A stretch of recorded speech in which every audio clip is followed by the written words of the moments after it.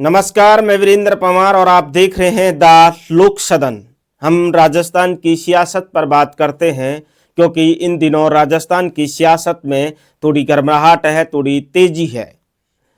जैसे जैसे मौसम का तापमान थोड़ा बढ़ रहा है, वैसे ही राजस्थान की सियासत का अब तापमान बढ़ रहा है। सियासतदानों ने कोई वैराग्य की तरफ है तो कोई मुख्यमंत्री पद के लिए बैठा है। बात करें डॉक्टर किरोड़ी लाल मीणा का, मैं भाषण सुन रहा था। डॉक्टर किरोड़ी लाल मीणा अब वैराग्य की तरफ हैं।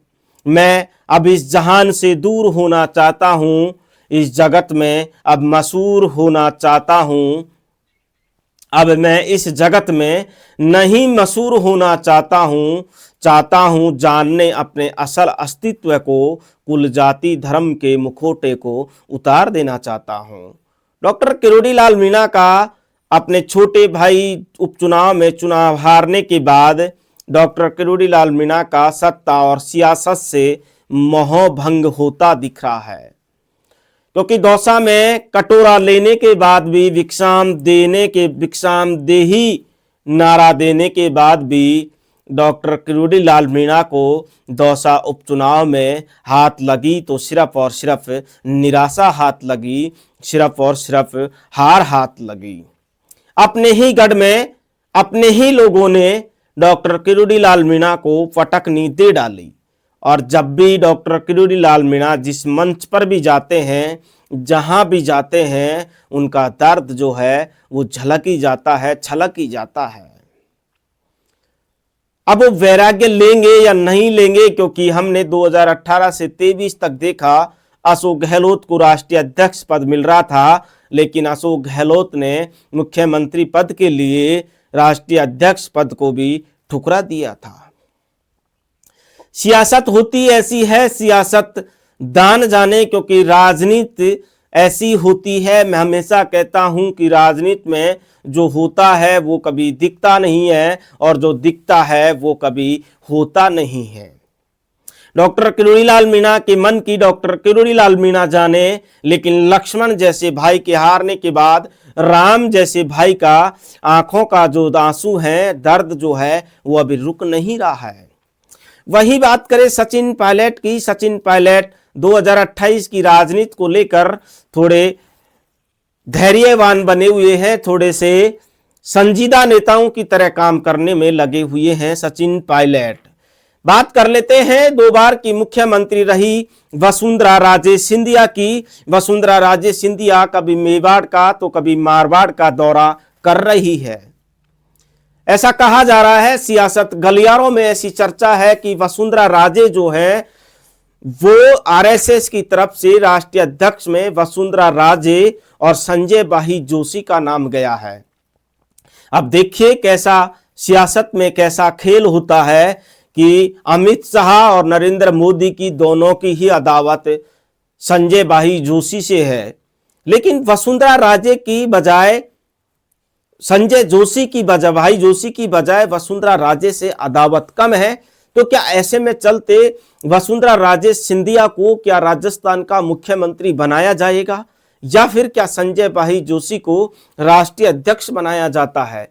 अगर संजय भाई जोशी को राष्ट्रीय अध्यक्ष बनाया जाता है तो फिर नरेंद्र मोदी और अमित शाह चाहते हैं कि वसुंधरा राजे को राजस्थान तक सीमित रखकर इसकी राजनीति यहीं तक सीमित रखी जाए, क्योंकि वसुंधरा राजे को ना नरेंद्र मोदी दरकिनार कर सकते और ना ही अमित शाह दरकिनार कर सकते, क्योंकि वसुंधरा राजे का नाम गया है तो आरएसएस की तरफ से गया है, और आरएसएस के लोगों को ना नरेंद्र मोदी नाराज कर सकते और ना ही अमित शाह नाराज कर सकते।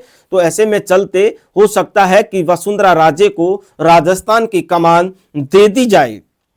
लेकिन दूसरी तरफ बात यह निकल कर आती है कि हनुमान बेनीवाल आम आदमी पार्टी को समर्थन करने के बाद क्या हनुमान बेनीवाल जो हैं वो अब, क्योंकि खींवसर से चुनाव हारने के बाद हनुमान बेनीवाल थोड़े नर्वस नजर आ रहे थे, थोड़े कहीं ना कहीं अपने आप को थोड़े ऐसे महसूस कर रहे थे कि लेकिन क्या हनुमान बेनीवाल दिल्ली आपसे चुनाव जीतने के बाद क्या हनुमान बेनीवाल जो हैं वो अपने आप की राहत की सांस ले पाएंगे, या फिर क्योंकि फाइनेंशियल भी थोड़े से कहीं ना कहीं अटक कर हनुमान बेनीवाल को दिक्कतें खड़ी करती है फाइनेंशियल रूप से, पैसे के रूप से। लेकिन क्या आम आदमी दिल्ली में चुनाव जीतती है तो फिर हनुमान बेनीवाल कहीं ना कहीं राहत की सांस लेंगे, हनुमान बेनीवाल कहीं ना कहीं मजबूत स्थिति में नजर आएंगे। और जिस तरीके से उन्होंने एसआई भर्ती को लेकर वो आंदोलन की वो की थी, क्या वो आंदोलन कर पाएंगे? लेकिन एक बात और निकल कर आती है समाज गुर्जर आरक्षण संघर्ष समिति के नेता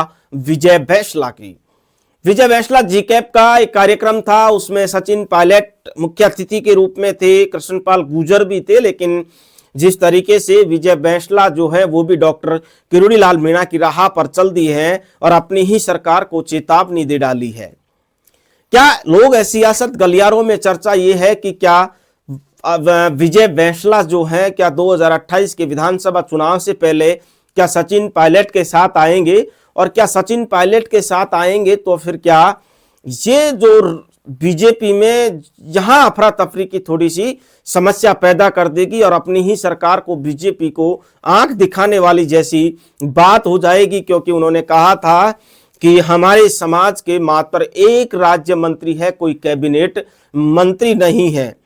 अपनी ही सरकार को चेतावनी दे डाली। क्या विजय बैसला अब पायलट के साथ जा रहे हैं? क्या 2028 के आम चुनाव में क्या विजय बैसला पायलट, दो दिग्गज, समाज के दो दिग्गज, क्या अपनी ही समाज से एक पार्टी के लिए वोट मांगते हुए नजर आएंगे? और अगर ऐसा होता है तो गुर्जरों का लग तो रहा है कि जिस तरीके से पायलट ने अपने आप को कवर किया है, पायलट बड़े संजीदा नेता हैं, राजस्थान की राजनीति में अपना प्रभाव रखते हैं, चाहे मारवाड़ हो, चाहे मेवाड़ हो, चाहे हाड़ौती हो, चाहे पूर्वी राजस्थान उनका गढ़ रहा है, उनके पिताजी का पूर्वी राजस्थान गढ़ रहा है।